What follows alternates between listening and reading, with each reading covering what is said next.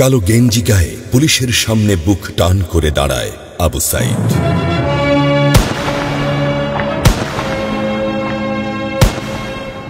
Police তাকে রক্ষা করার বদলে গুলি করে। ঠাস ঠুস কয়েকটা গুলির মধ্যে একটা গুলি লাগে তার কোমরে। খানিকটা ভাঁজ হয়ে যায় শরীর। সম্ভবত সে বুঝতে পারে নাই। ঘাড় ঘুরিয়ে কোমর দেখার চেষ্টা করে একবার, তারপর আবার আগের মতো আবার দুই হাত প্রসারিত করে সিনা টান করে দাঁড়ায়। ডান হাতে ছোট্ট একটা লাঠি। বিশ্ববিদ্যালয়ের প্রধান ফটকের পাশে বেশ কয়েকজন পুলিশ, হাতে রাইফেল, রাইফেলের তাজা গুলি, আবারও গুলির শব্দ।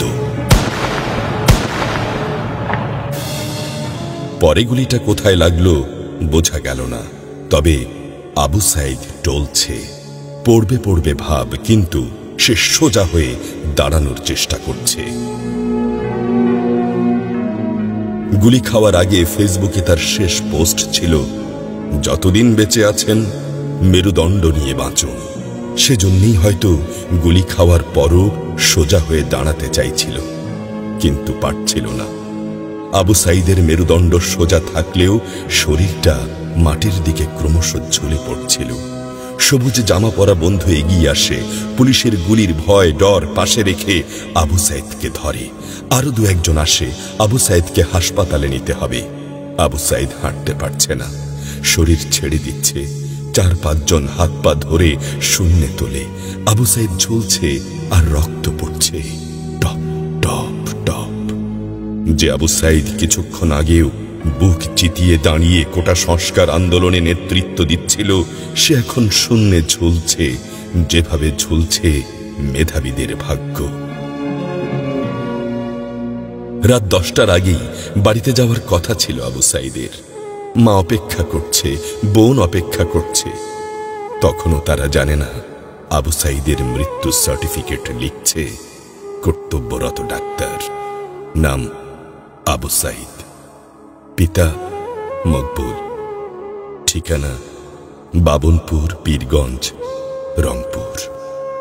বয়স 25। মৃত্যু কারণ আগমনের সময় মৃত্যু। তারিখ 16/7/24, রাত 8টা 5 minute. Serial number 240434, Rangpur medical college হাসপাতাল। পরিবারের একমাত্র শিক্ষিত ছেলেটা খুন হয়ে গেছে। মা যখন জানল দুনিয়া কি আর ঠিক আছে তার কাছে, বিলাপ করে বলে, আমার ছেলেরে চাকরি না দিবি না দে, গুলি করলো কেন? বোন সুমি আর্তনাদ করে বলে, 3টা গুলি কেন আমারে করলো না? আবু সাইদ ফেসবুকে আরো লিখেছিল, যদি আজ শহীদ হই তবে আমার নিথর দেহটা রাজপথে ফেলে রাখবেন। ছাত্র সমাজ যখন বিজয় মিছিল নিয়ে ঘরে ফিরবে, তখন আমাকেও বিজয়ী ঘোষণা করে দাফন করবেন।